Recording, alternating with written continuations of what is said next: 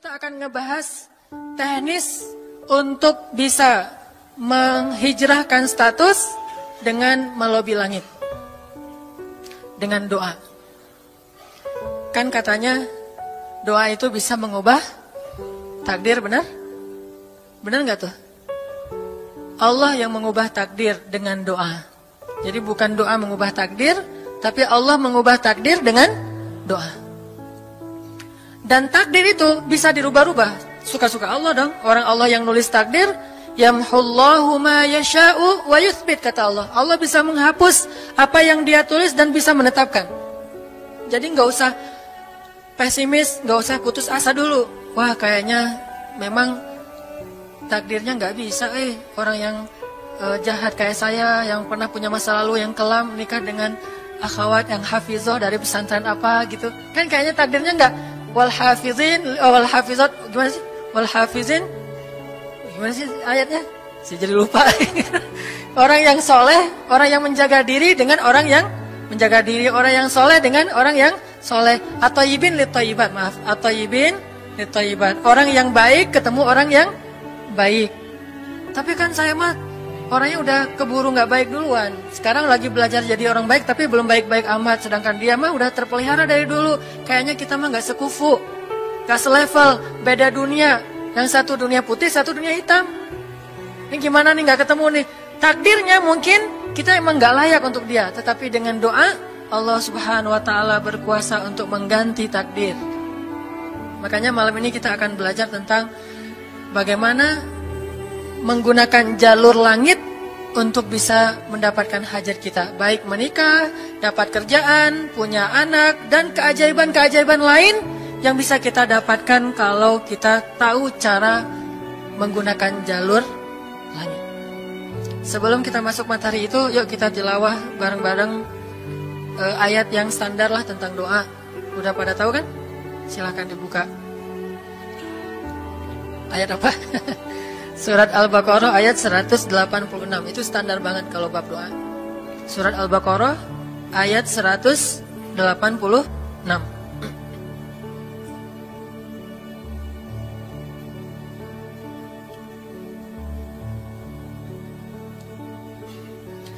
A'udzu billahi minasy syaithanir rajim. Enggak?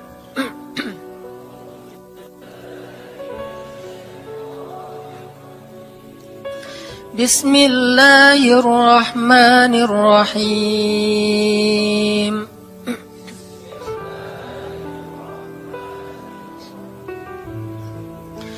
Wa idza sa'alaka 'ibadi 'anni fa inni qarib.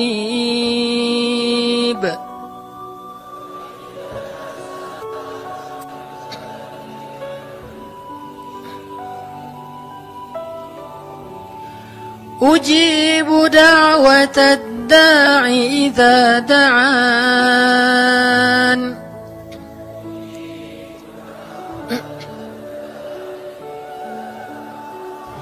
Falyastajibu li wal yu'minu bi la'allahum yarshudun.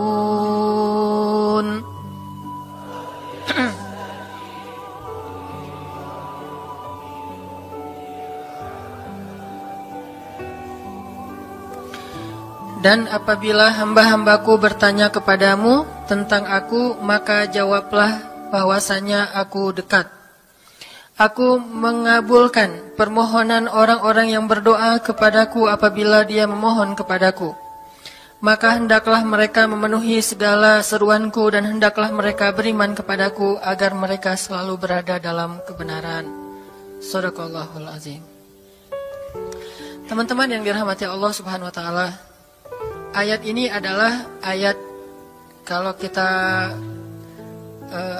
kasih judul ayat ini tuh janji Allah kepada orang yang berdoa. Janji Allah kepada orang yang berdoa. Makanya doa itu benar-benar senjata orang mukmin, melebihi senjata apapun yang dimiliki oleh seseorang. Paling dahsyat itu kalau punya doa.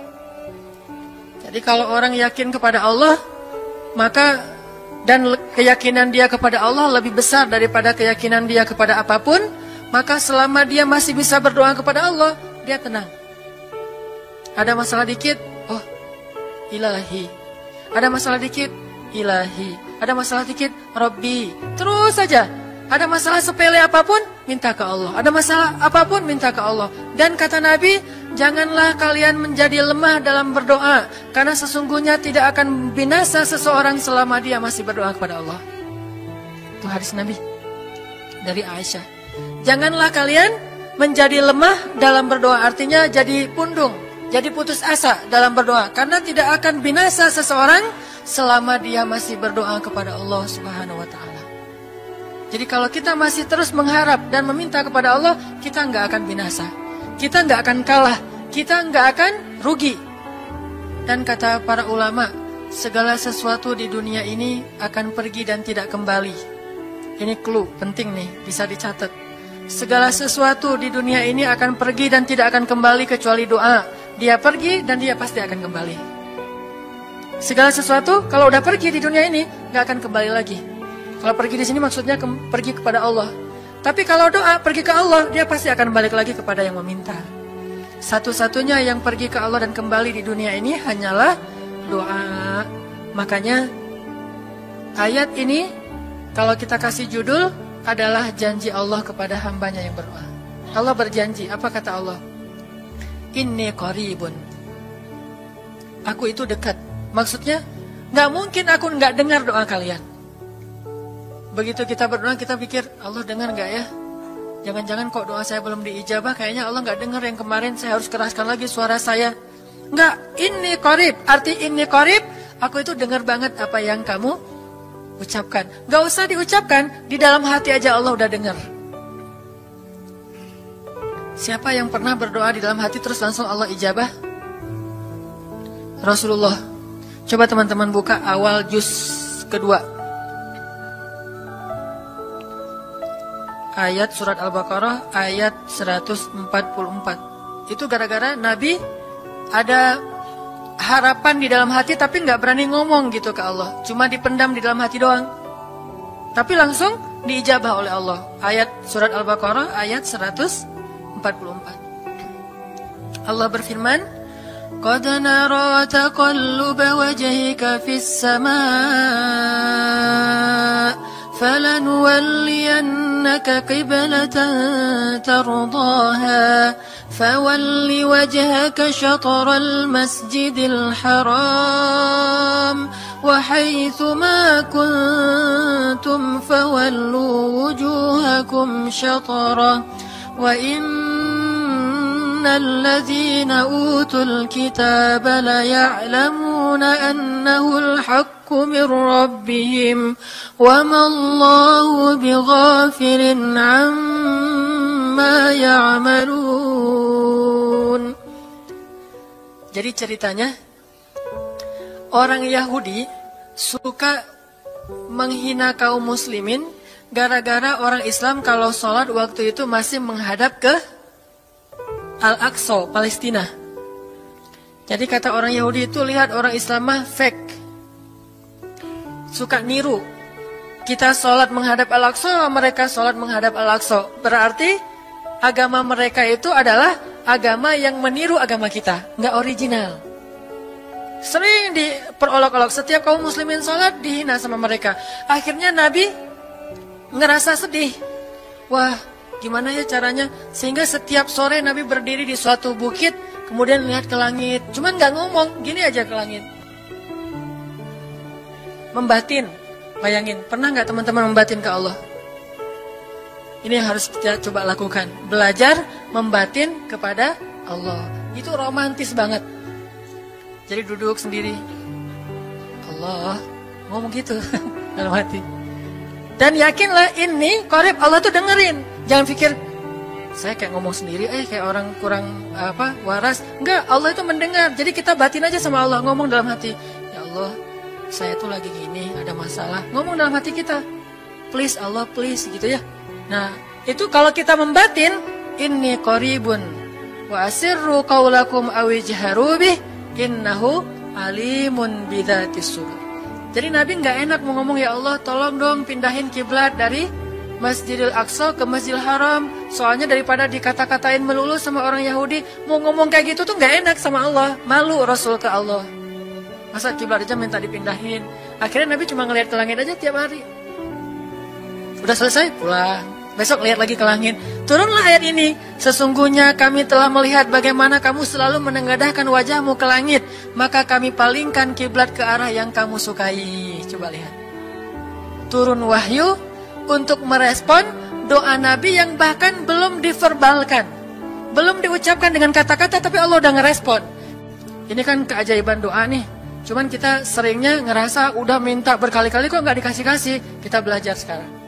Rasul nggak usah minta pakai verbal, cuman membatin doang dalam hati, Allah udah ngasih. Pernah nggak teman-teman ngerasa kayak gitu? Ada kepengen sesuatu, tiba-tiba terwujud. Pernah kan? Tapi kepengennya yang baik-baik. Pengen misalnya, aduh, saya pengen banget umroh, cuman mau ngomong kayak gitu mah, saya mah orangnya kayaknya nggak mungkin bisa umroh kalau ngandalin harta. Orangnya nggak mampu, kerjanya juga pas-pasan. Gimana mau umroh, untuk makan aja susah. Tapi pengen banget dalam hati kita. Dan itu rindunya tuh rindu banget. Setiap kali ngelihat video atau tayangan di TV tentang umroh dan haji, menitikkan air mata. Saking kangennya ke Baitullah. Allah tahu itu dalam hati kita. Tiba-tiba ada jalan. Ada aja jalannya. Dan bisa dikasih sedekah, bisa juga hadiah, bisa juga door prize, bisa juga macam-macam. Pokoknya ada jalan aja, tiba-tiba bisa umroh. Dan saya sering banget membawa orang umroh. Di antara jamaah itu selalu ada 1 atau 2 orang yang umrohnya itu miracle, keajaiban dari Allah. Ketika saya cari tahu alasannya apa, ternyata emang dia dari dulu pengen banget umroh, cuman nggak bisa ngandelin hartanya. Allah kasih jalan yang lain. Bukankah Allah itu memampukan yang diundang, bukan mengundang yang mampu? Kan itu yang sering kita dengar kan? Allah tidak mengundang yang mampu, tetapi memampukan yang diundang. Kalau udah Allah undang, pasti mampu. Kalau Allah nggak ngundang, walaupun dia mampu nggak akan bisa. Jadi Allah bukan mengundang yang mampu, tetapi memampukan yang diundang. Sehingga kita kalau hati kita kayaknya pantas diundang, Allah undang tuh. Begitu juga dalam urusan rezeki. Aduh, saya pengen kerjaan yang kerjaannya itu lebih halal, lebih nyaman, bisa sholat berjamaah tepat waktu, ada waktu juga buat keluarga, bisa juga berdakwah ke teman-teman. Akhirnya membatin kita itu karena kuat banget, Allah wujudkan. Ini artinya Allah qaribun, Allah maha dekat. Sehingga kalau kita pengen doa kita itu powerful, belajar dari as-siqah billah. Tips pertama adalah as-siqah billah. Percaya deh sama Allah. Percaya sama Allah. Jangan berdoa dengan ragu-ragu.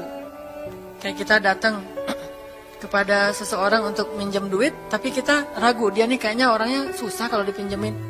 Kalau minta dipinjemin gitu. Ini saya lagi ada masalah dikit nih. Boleh minta bantu nggak? Apa? Gimana ya ngomongnya? Susah ngomongnya tuh ragu-ragu gitu kan ya. Akhirnya kita ngomongnya tuh nggak enak, nggak nyaman, membuat dia juga ngasih ke kita juga ragu-ragu. Akhirnya nggak nyaman tuh hubungan kita sama dia.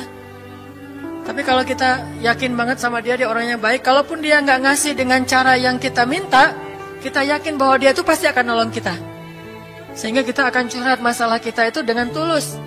Bahwa kita punya masalah kayak gini-gini, bukannya kita mau minta-minta, cuman sifat dari manusia itu saling tolong-menolong. Kita beritahu masalah kita. Dan kita yakin dia pasti akan nolong kita. Kalau nggak bisa ngasih duit, dia akan minta tolong kepada orang lain yang mungkin bisa membantu kita. Dia akan ngasih link. Dia akan memediasikan kita. Oh, aduh maaf ya saya juga lagi sekarang lagi butuh uang. Ini lagi nabung-nabung juga. Sama, kita mah lagi sama-sama pengen hijrah status. Cuman, nih saya kenal ada temen nih yang dia alhamdulillah orangnya tuh suka banget bantu orang lain. Mungkin saya bisa merekomendasikan, saya bisa bantu kamu. Ayo kita jalan bareng ngomong sama temennya. Pokoknya kita yakin dia bisa nolong. Nah kalau kita yakin, percaya sama Allah, Allah itu gak butuh perantara. Allah bisa nolong kita dengan cara apapun. Walaupun takdirnya udah ditulis, kamu tuh gak akan punya istri sampai meninggal dunia. Ya Allah masa gitu sih, gak akan punya istri. Ya Allah, tapi gimana masa saya mau hidup sendiri terus? Kamu gak akan punya istri, kata malaikat teh. Ini orang doanya, katakan malaikat dengerin doa kita ya. Kalau di hati malaikat gak tahu, tapi kalau di lisan kita doa, ya Allah, beri saya seorang suami yang benar-benar bisa mendidik agama saya. Kata malaikat, Neng, Ganti doa yang lain aja tuh Neng. Itu mah takdirnya udah ditulis, Neng gak akan punya suami. Kata malaikat. Kita mah walaupun malaikat ngomong gitu, biarin aja. Ya Allah, Engkau Maha Rahman, Maha Wadud, Engkau bisa mengubah takdir. Kata malaikat, ya juga sih, cuman takdirnya udah ditulis Neng. Ya Allah, terus aja tiba-tiba tok, Assalamualaikum, Waalaikumsalam. Ayahnya nemuin, ternyata pas kita nguping dari kamar, wah itulah calon pangeran kita yang datang untuk melamar kita, calon raja, calon imam. Malaikat heran-heran, wah subhanallah nih si Neng ini gak putus asa dalam meminta. Kita juga gitu, doa aja terus. Walaupun takdirnya sudah ditulis, karena Allah bisa mengubah takdir lewat doa dan harapan. Masih ingat cerita seorang ibu di zaman Nabi Musa dulu? Yang datang kepada Nabi Musa bilang, ya Nabi Allah, ya Kalim Allah, saya gak punya anak, udah tua kayak gini, bisa gak ya? Saya minta tolong Nabi Musa doa kepada Allah supaya saya punya anak. Kata Nabi Musa, bisa aja sih, gak apa-apa ibu. Ya udah saya doain, ya Allah, ini ada ibu minta anak. Kata Allah, ya Musa bilang ke dia gak akan punya anak, itu sudah takdirnya. Kata Nabi Musa, ibu maaf, udah ada jawaban nih dari Allah. Gimana ya Nabi Musa? Allah bilang takdir ibu gak akan punya anak. Oh gitu ya, ya udah deh pulang. Sampai di rumah, ya Rahim, ya Rahim, doa aja terus. Besok datang lagi, karena dia pengen tahu kabar dari langit. Nabi Musa itu bisa bicara ke langit. Ya Nabi Allah, saya mau tahu nih, kira-kira Allah sudah memperkenalkan belum ya permintaan saya? Permintaan apa? Pengen punya anak. Tapi kan kemarin udah, kata Allah takdirnya gak akan punya anak. Ya coba aja dulu sekali lagi, siapa tahu sudah mau. Sekarang Allah memperkenankan. Wah ini benar-benar dia husnuzan sama Allah. Siqah, percaya sama Allah. Gak percaya kepada yang lain, percaya sama Allah aja. Nabi Musa karena udah terus aja direngekin minta gitu. Nabi Musa bilang, ya Allah, ini ada ibu yang kemarin, gimana dong ya Allah? Kata Nabi Musa, kata Allah, ya Musa, takdirnya dia gak akan punya anak. Bilang sama dia, ibu, udah terima aja takdir ibu gak akan punya anak. Oh iya, pulang lagi. Ya Rahim, terus aja sepanjang malam, sepanjang hari doa. Berhari-hari datang lagi kepada Nabi Musa. Ya Nabi Allah, udah berubah belum? Udah mau belum Allah ngasih saya anak? Kan udah kemarin takdirnya, tapi coba lagi sekali lagi aja. Nabi Musa minta lagi ke Allah, kata Allah masih yang sama, pulang lagi. Gak datang-datang lagi ke Nabi Musa. Setelah beberapa bulan, datang-datang bawa bayi. Assalamualaikum. Udah semangat sekarang. Beda gitu ya. Kalau dulu, Assalamualaikum. Melas gitu ya. Sekarang, Assalamualaikum. Nabi Musa. Kata ibu, ibu yang kemarin? Ya, itu siapa? Anak saya. Anak ibu? Anak kandung maksudnya? Bukan nyuri. Ini anak kandung saya ini Nabi Musa. Wah, Nabi Musa nggak wah sih, subhanallah kalau Nabi Musa. Kalau saya mah wah gitu ya. Kalau Nabi Musa, Masya Allah. Nabi Musa tanya ke Allah, ya Allah, itu ibu yang kemarin katanya takdir nggak akan punya anak, kok bisa punya anak? Ceritanya gimana Allah? Ceritain dong. Saya kok nggak update gitu informasinya, kata Nabi Musa. Allah ngasih update. Kata Allah, Musa, setiap kali aku bilang dia gak akan punya anak, dia terus berdoa dengan menyebut Ya Rahim, Ya Rahim. Allah itu kan senang banget dipuji, dan Allah lebih berhak untuk dipuji. Kalau kita senang dipuji gak baik. Kalau Allah senang dipuji, emang punya hak untuk dipuji kan. Allah senang dipuji. Dia bilang Ya Rahim, kamu bilang gak akan punya anak, dia bilang Ya Rahim. Terus saja berharap, wahai Musa, sesungguhnya rahmatku mendahului takdir. Rahmatku mendahului takdir. Akhirnya dengan sifat rahim, Allah mengubah takdir ibu ini. Walaupun secara ilmiah gak mungkin punya anak karena sudah menopause. Tetapi Allah yang memiliki kekuasaan atas segala sesuatu. Nah, tips pertama adalah kalau kita pengen doanya powerful, melahirkan mukjizat dan keajaiban, adalah at-thiqah billah. Harus percaya sama Allah. Pertama, percaya bahwa Allah Subhanahu wa taala itu Maha Kuasa mengubah apapun yang dia kehendaki. Apa yang Allah ingin, Masya Allah, kan pasti terjadi. Wa man lam yasha, lam yakun. Kalau Allah gak pengen, gak akan terjadi. Jangan suuzon sama Allah terus bilang, gak enak banyak minta, amal saya sedikit, mending saya beramal aja gak usah banyak minta. Jangan memperlakukan Allah seperti kita memperlakukan makhluk. Orang kalau kita banyak minta, dia akan kesulitan. Lama-lama dia akan merasa terganggu. Tapi Allah kalau nggak diminta, dia marah. Manusia kalau kita minta banyak-banyak, dia marah. Allah kalau kita nggak minta, dia malah marah. Masya Allah ya. Luar biasa. Allah tuh senang banget kalau hambanya meminta. Sehingga di antara hamba yang paling Allah cintai, di antara hamba-hambanya, hamba yang paling banyak menengadahkan wajah dan telapak tangannya. Ilahi, ilahi. Minta sama Allah. Allah tuh suka banget diminta. Orang yang suka meminta itu bahasa Arabnya awwahun. Inna Ibrahim la'awwahun halim. Ibrahim itu hamba yang awwahun halimun. Awwah halim. Halim itu artinya menahan amarah. Awwah da'a. Da'a artinya banyak berdoa. Kalau da' itu berdoa. Kalau da'a senang banget doa. Ada masalah dikit, ilahi, Rabbi, ngadu aja ke Allah, manja gitu. Dan Allah tuh senang banget dengan hamba yang kayak gitu. Sehingga sampai Nabi mengatakan, mintalah kepada Allah walaupun cuman garam. Garam aja minta ke Allah. Sepele banget masalah kita. Ya Allah, mudah-mudahan nanti nggak macet ya. Minta sama Allah. Kok macet ya Allah? Ya biar kita sabar. Udah tahu jam macet berangkatnya telat gitu ya. Jangan salahin Allah. Tapi minta, bilang, biasakan kita tuh komunikasi sama Allah dengan manja. Ya Allah, mudah-mudahan saya bisa jawab ujiannya. Udah belajar sih ya Allah, cuma nggak tahu kan semuanya di tanganmu. Minta ke Allah. Bismillahirrahmanirrahim. Makan ya Allah, ini rezeki darimu. Makasih ya, makan. Kalau bahasa lainnya makasih, alhamdulillah. Alhamdulillahilladzi at'amani hadza wa razaqanihi min ghairi haulin minni wala quwwah. Hafal tuh? Kalau nggak hafal, udah aja bismillah lah. Alhamdulillah gitu. Bismillah ya Allah, Masya Allah ini rezeki darimu. Udah selesai makan, udah sendawa gitu. Alhamdulillah, Allah baik banget. Ngomong sama Allah, sering-sering komunikasi sama Allah. Dan Allah itu wa huwa ma'akum aina ma kuntum. Dia bersama kalian dimanapun kalian berada. Bersama ya, bukan ada. Kalau ada itu beda. Allah di mana-mana itu beda.